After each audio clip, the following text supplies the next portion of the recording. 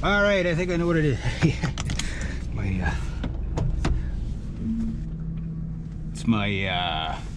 My lead post doesn't clamp tight enough.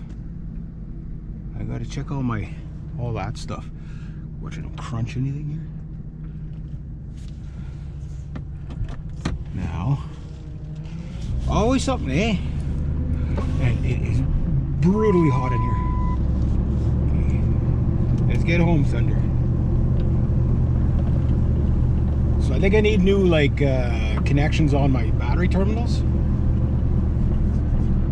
Because it's tight, it's just sometimes I guess it wiggles or whatever. That's probably what happened to me the other day, so it probably wasn't even the battery, it was the... When you got like nothing like that, that's like, okay, yeah, that's a dead short. Ugh. It's like you shut something off that you didn't want to shut off.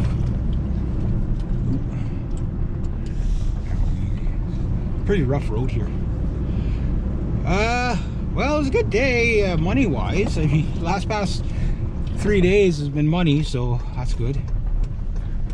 Okay. Oh my God, somebody's got to fix that road. I think that somebody's going to be me. Yeah. So my lead terminal, I guess, because I'm not saying it's worn out, but it's like you gotta. I don't think my battery box is securing my battery well enough, and I think my battery's moving around. So I'm gonna have to, I'll fix that when I get home. So hopefully we'll get home with no issues. This truck fights me, that's for sure. I love it, but it's like, oh, I just gotta get fixed. You know, it's like someday, it's like somebody asks, hey, Rich, do you have a vehicle? I said, yeah. Reliable one? It's like, okay, now you're asking for too much, you know. I mean, that one's a quick, you just pop the hood, but I wonder if the ground strap's sitting up too high. I gotta test all my ground straps, eh?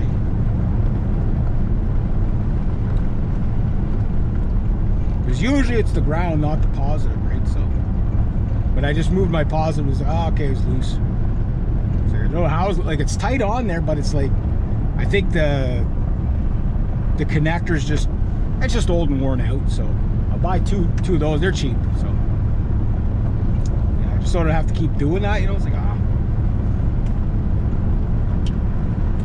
beautiful day. However, the flies are, oh my God. I hope there's nobody driving behind me right now. They are going to hate me with a passion. I cannot see, there's just clouds back there. Wow, that's dry. See, we got all that rain for about 2 weeks, but what happens is it rains and then it rains too much and it washes all the nutrients away, so when it does get warm, it just dries right out, and that's where you get all your bushfires. So it's not green enough yet, right? You don't have that morning dew keeping things nice and moist, you know what I mean?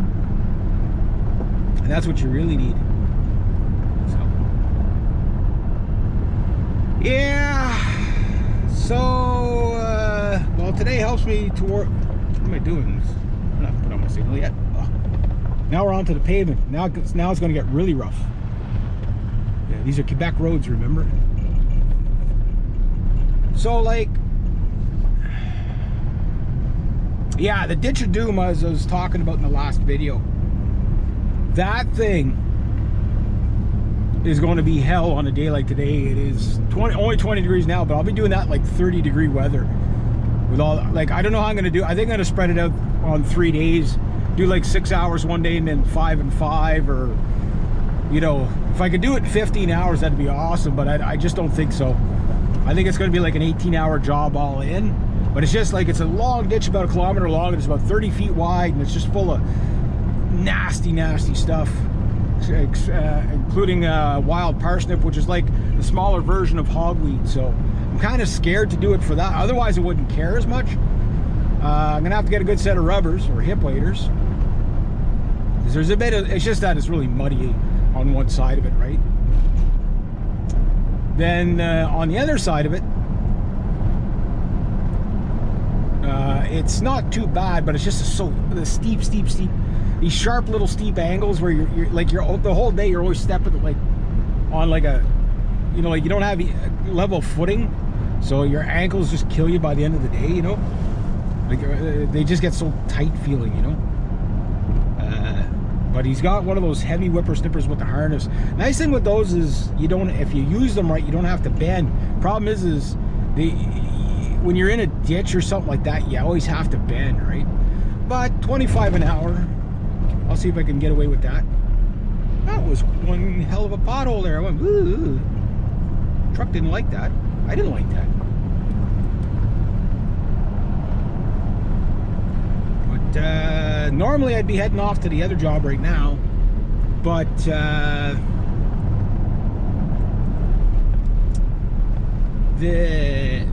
don't meet them till Sunday. Like, I'm so scared to take this anywhere just because I don't know what it's going to do, right? And like when it's doing this, it's fine, but in like 20 seconds from now, it could be doing not fine, right? So you just don't know, right? You just don't know. Like, the importance of a reliable vehicle is, you know, like, if, you know, so we'll just go out and buy a new one. Yeah, $900 a month for the base model Ram. $900 a month. That's what my buddy's paying. Not Paul. He bought a 2019 or 2017. I think this is 2017. And these are some big ass potholes here. Like I said, as soon as you get, like, it's safer on the dirt road than it is on the freaking paved road here. Welcome to Quebec. Around the world, people drive on the roads. In Quebec, we drive on what's left. It's like a Lancaster bomber just bombing the crap out of it all. But yeah, a brand new Ram. And I mean, that's not bells and whistles, guys. That's just Ram 1500. You know, it's a label and an engine. You know what I mean? And a chassis. It'll cost you $900 a month for, I forget how many years. $60,000 for a basic truck, right? Like, that's just ridiculous. No, I don't. And the V6s are not that much cheaper, guys. Like, they're maybe what, 10 grand cheaper. You know, like, it's just ridiculous. I remember when I was a kid, you could buy a Chevy Sprint. Okay, for $5,300.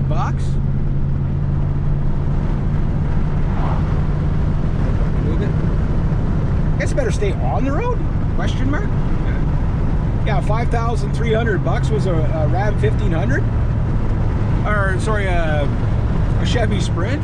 A full-size truck was like 15 grand. You know, you say, yeah, about the inflation. Yeah, but even with the inflation, like, vehicles are way more. They're probably about double to 3 times more than what they actually should be. So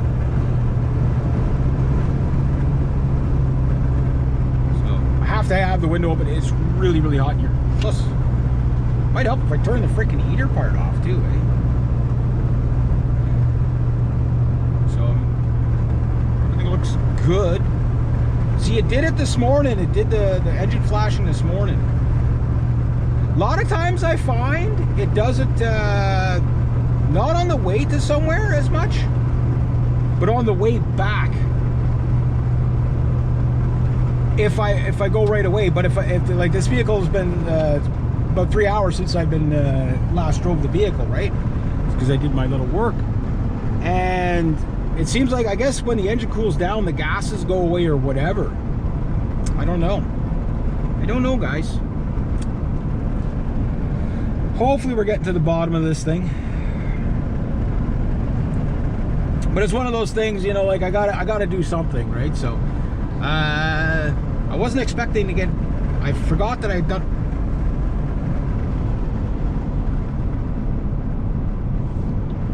Listening to the engine. I forgot that I had done a bunch of work last month, and I got paid today for that, and I forgot about it. So that was a nice little surprise. Nice new dump truck there. Well, not brand new, but newer. That old guy jogging there, he's a championship boxer. Yeah, it's good to see. Out there every morning, every afternoon. Goes for a 4 kilometer, 5 kilometer jog. Yeah, kind of warms my heart when I see people in the community like that, you know, do, you know, like staying active like that, you know. See, I bet you when I started up on the way back from the store here, it's going to do it. I just have a hunch.